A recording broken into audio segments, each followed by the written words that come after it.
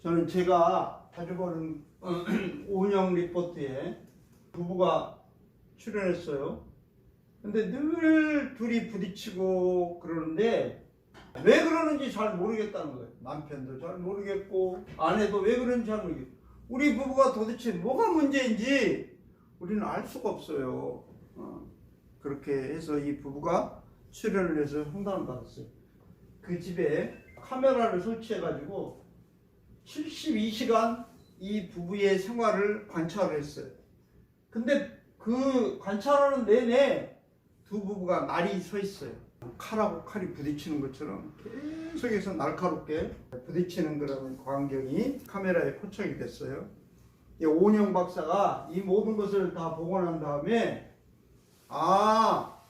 이 남편과 아내는 너무 다른데 남편은 느껴지는 감정 상태가 굉장히 중요한 사람이다.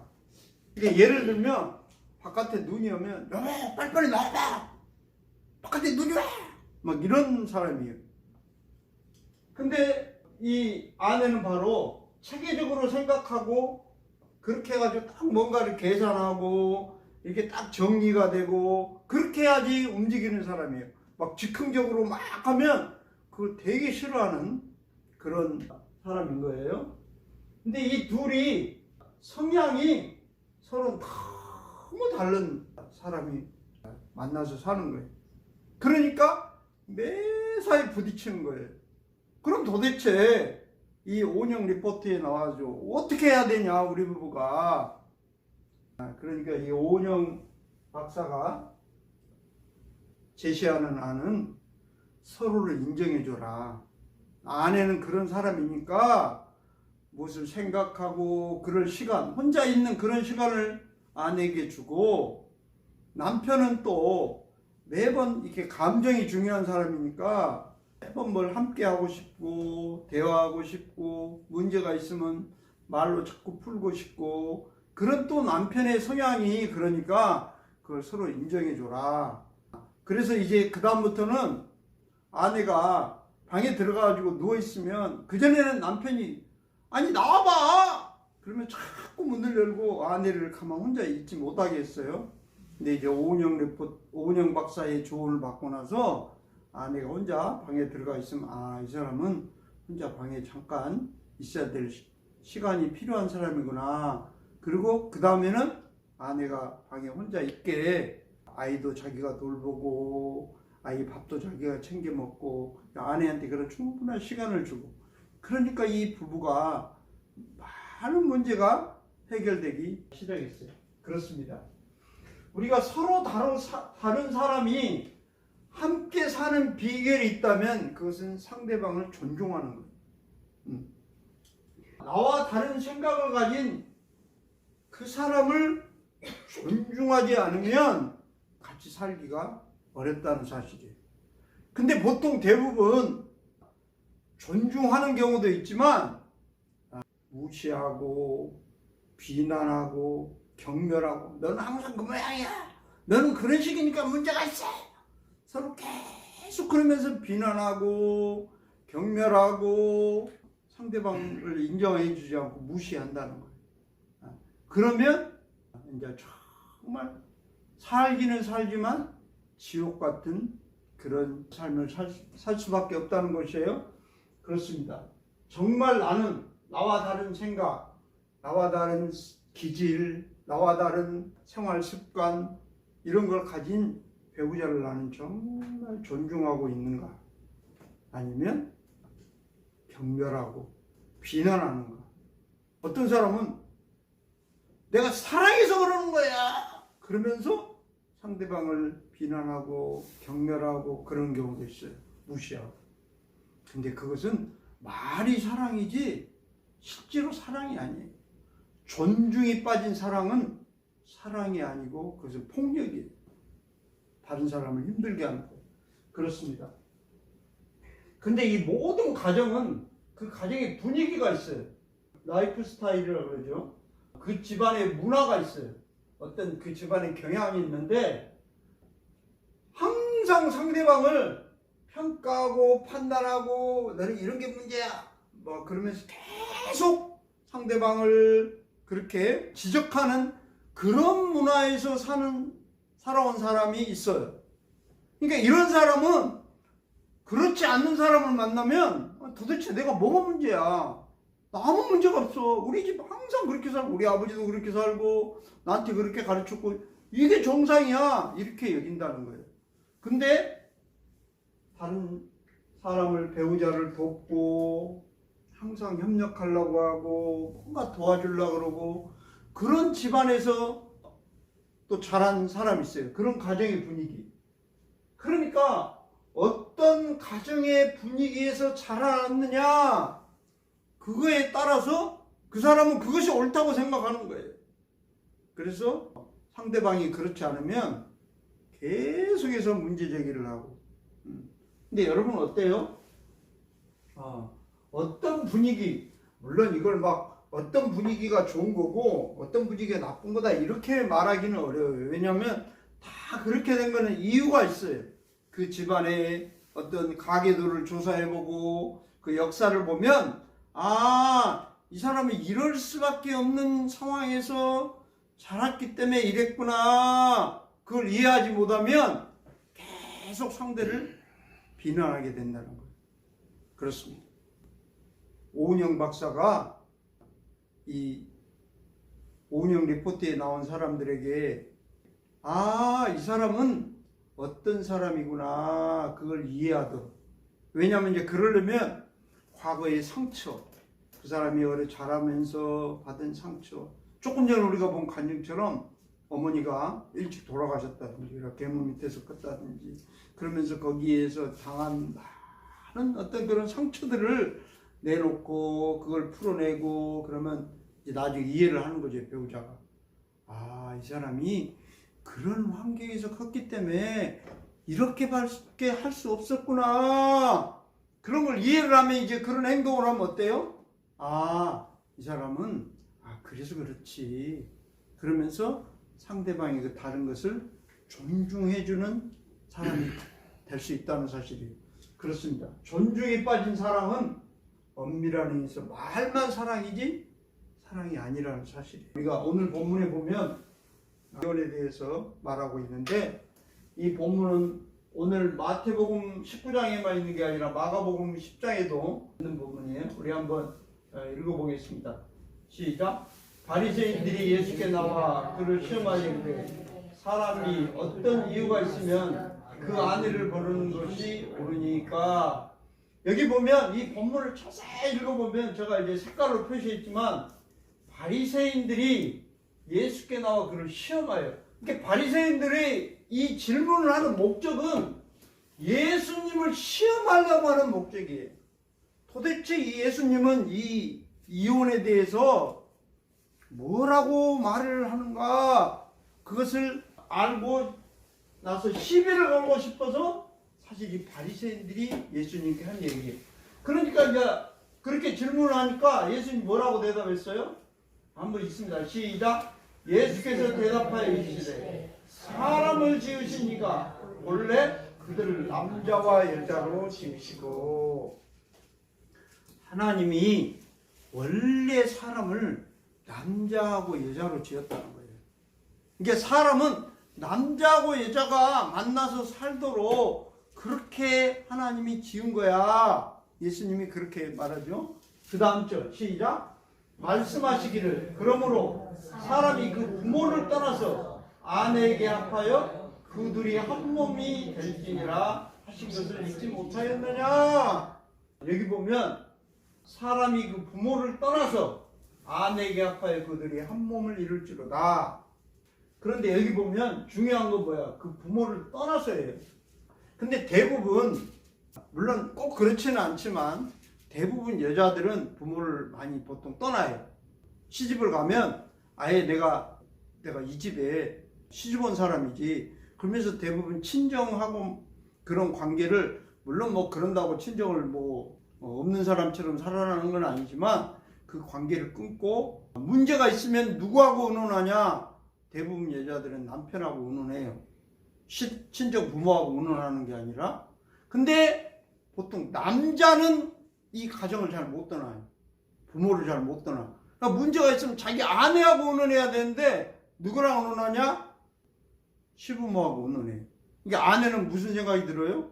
내가 이 집에 시집 왔는데 나를 무시하네? 미리 있으면 나하고 의논해야지. 왜 시댁하고 의논해? 물론 이제 반대도 마찬가지예요. 여자도 사실 부모를 못 떠나면 문제가 있으면 계속 친정 부모하고 남편하고 의논하는 게 아니라 친정 부모하고 의논해. 그러면 같이 사는 남편은 뭐라고 생각해요? 아니, 이 사람이 나랑 결혼해놓고 나를 무시해? 나는 그럼 이 집안에 뭐야? 그럼 굳이 내가 이 집안에 없어도 되겠네? 이런 생각이 남편도 드는 거예요. 그러니까 우리가 결혼해서 제일 중요한 거는 그 부모를 떠나는 거예요. 그래서 남자와 여자, 이 부부가 그래서 하나가 되는 그것이 중요해요. 근데 이게 어디 있는 말씀이에요? 창세기 우리 1장에 있는 말. 우리가 알지만 한번 읽습니다. 시작. 하나님이 자기 형상 곧 하나님의 형상대로 사람을 창조하시되 남자와 여자를 창조하시고 2장에 이러므로 남자가 부모를 떠나 그의 아내와 합하여 둘이 한 몸을 이룰지로다. 이게 하나님이 사람을 만들고 하신 말씀이에요. 오늘 우리 마태복음 계속 한번 읽겠습니다. 그래서 그런즉 이제 둘이 아니요 한 몸이니 그러므로 하나님이 짝지어 주신 것을 사람이 나누지 못할지니라. 7절도 한번 읽습니다. 시작. 여짜오되 그러면 어찌하여 모세는 이혼 증서를 줘서 버리라 명하였나이까. 여기 보면 부모를 떠나가지고 이제 둘이 한 몸이 됐어요. 그래서 이제 둘이 아니고 하나다. 그런데 이게 하나님이 짝지어 준 것을 사람이 나누지 못할 거다. 그렇게 말했어요. 그러니까 이 부부는 누가 짝지어 준 거라는 거예요? 하나님이 짝지어 준 거라. 근데 아이고 무슨 소리예요 목사님. 나는 우리 아는 친척이 중매해가지고 내가 만나고 결혼했는데 사람이 짝지어 줬지 누가 하나님이 짝지어 줬어요. 이렇게 얼마든지 말할 수도 있어요. 그러나 어때요? 하나님이 우리 친척 우리 고모를 통해서 그 사람을 만나게 해줬구나 이렇게 해석하는 사람이 있고, 아니야 무슨 하나님 우리 고모가 만나게 해줬지 우리 고모가 짝지어 준 거야 이렇게 얼마든지 해석할 수도 있어요. 그래서 이 누가 나를 짝지어 주겠냐 이 기초가 중요해요. 이 결혼에 있어서 나를 짝지어 주게 한 사람이 과연 누구냐? 하나님이 그랬냐 사람이 그랬냐? 이거에 따라서 나중에 우리가 보겠지만 엄청나게 다른 결과가 나옵니다. 그래요. 근데 문제는 이거예요.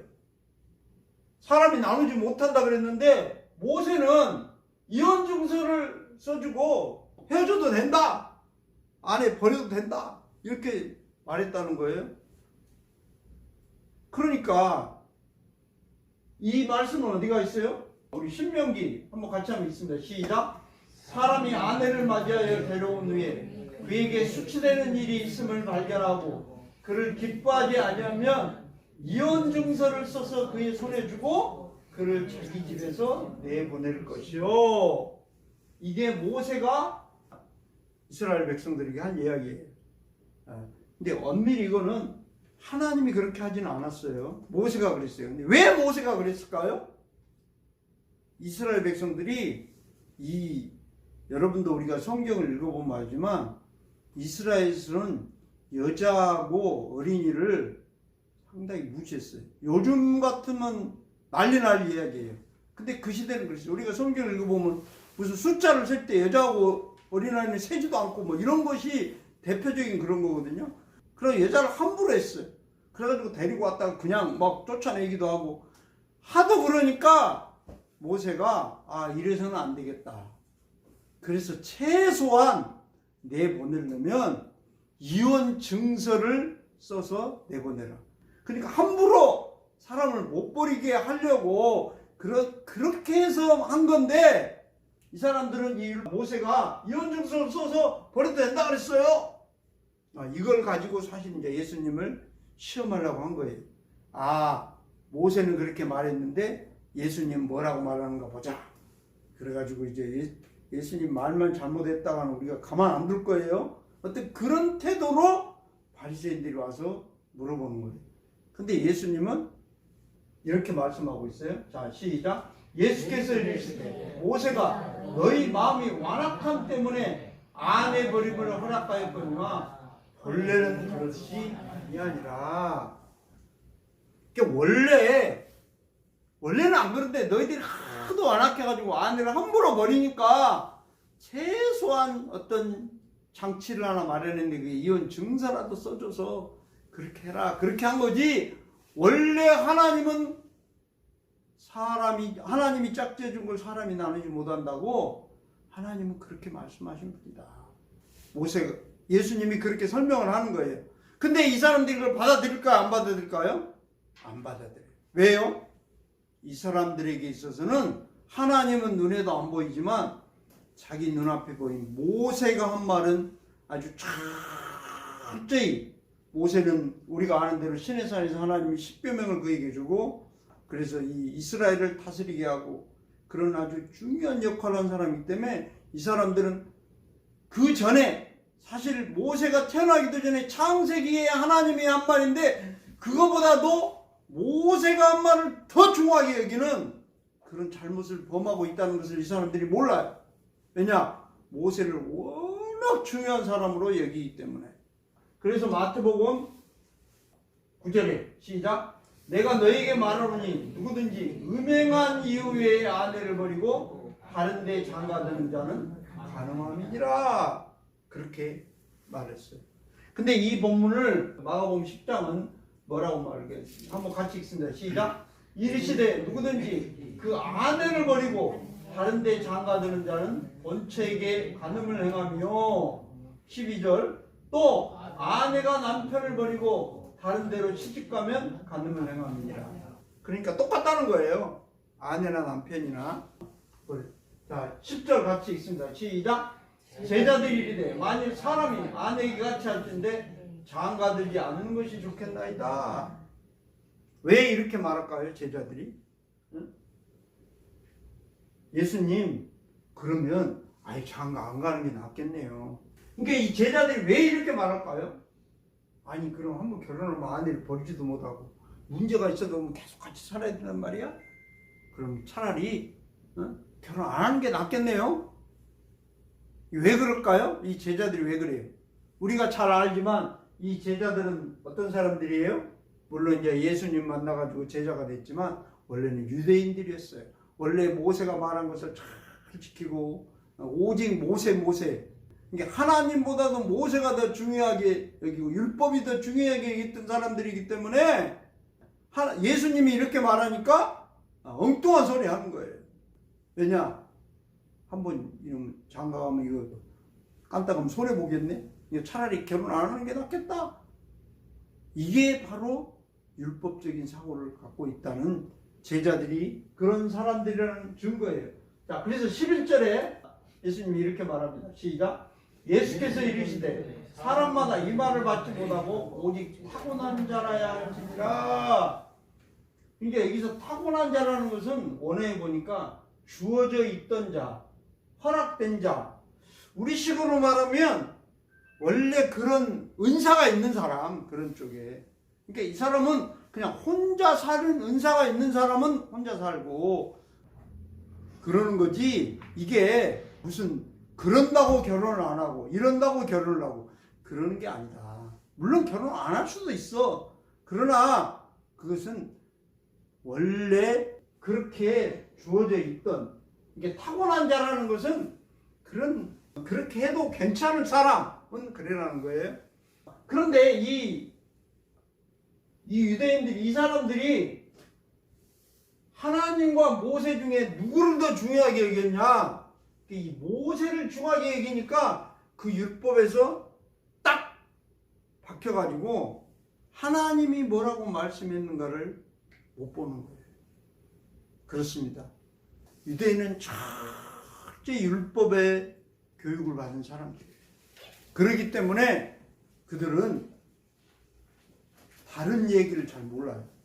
근데 예수님은 그 문제를 딱 보고 아니야. 그건 모세가 한 말이지 하나님은 이렇게 말씀하셨어. 그걸 가르쳐 주는데도 아까 우리가 어떤 가정에서 자랐냐에 따라서 다르다고 그러잖아요.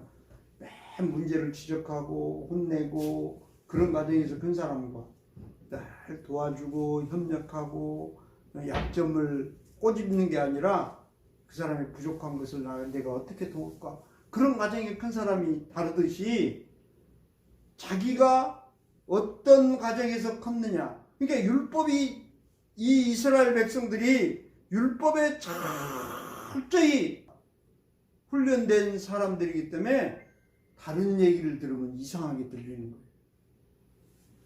거예요. 아니, 그러면 차라리 결혼 안 하는 게 낫겠네? 그렇게 반응하는 제자들 같은 사람들이 되는 거죠. 그렇습니다. 우리는 도대체 내가 이 배우자를 만난 것이 하나님이 만나게 했는지, 하나님이 짝지어줬느냐, 사람이 짝지어줬느냐, 그거에 대한 우리의 생각을 분명히 해야 돼.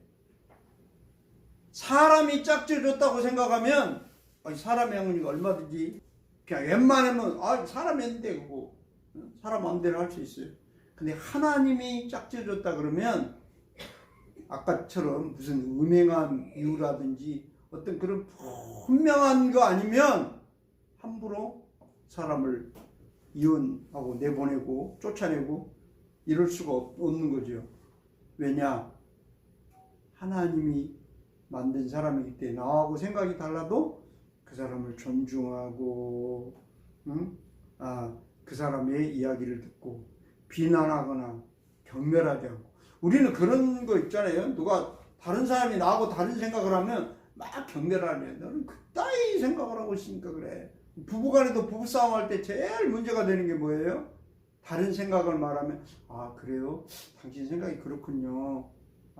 그 생각을 잘 들어주면 문제가 안 되는데 아니 당신은 항상 그런 식으로 생각해. 그러니까 문제야. 이렇게 되면 이제 아니 항상 그런 게 아니라 어쩌다 몇 번 그런 건데 이러면 이제 이게 문제가 되잖아요. 그래서 이혼으로 가는 제일 큰 첫 출발점이 뭐냐? 상대방을 비난하고 경멸하면 그것은 거의 이혼으로 간다는 거예요. 물론 이거는 뭐 가트맨 박사가 연구한 그 연구에 따른 거지만 아무튼 그렇습니다. 나는 정말 우리가 대부분 다 결혼해서 사는데 누가 짝지어주게 했느냐.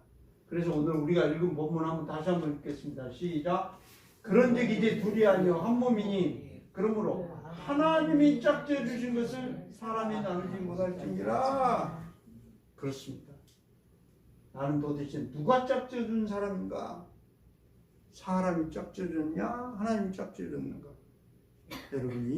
여러분 가정을 한번 생각하고 여러분 부부 배우자를 한번 생각하면서 꼼꼼히 한번 생각해 보시고요. 이것은 뭐하고 연결되냐면 요즘 우리가 계속 이야기하고 있지만 내 인생에 하나님을 빼고 생각하는 사람인가? 나는 내 인생에서 하나님을 더하고 생각하는 사람인가?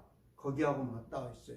그러니까 오늘 우리가 읽은 마태복음 19장의 이 이혼 문제에 대해서 핵심은 뭐냐면 하나님을 빼고 생각한 사람이냐? 하나님을 내 인생에 더하고 생각하는 사람이냐? 그 문제가 분명해지면 이 문제는 해결이 되는 문제예요. 그렇습니다. 오늘 우리 마지막 적용 질문. 나는 배우자를 존중하는 사람인가? 같이 한번 읽을까요? 시작. 나는 배우자를 존중하는 사람인가? 사랑한다고 하면서 무시하고 비난하고 경멸하는 사람인가? 우리 자신을 한번 돌아보시기 바랍니다. 나는 하나님을 빼고 생각하는 사람인가? 나는 내 인생에 하나님을 더하고 생각하는 사람인가?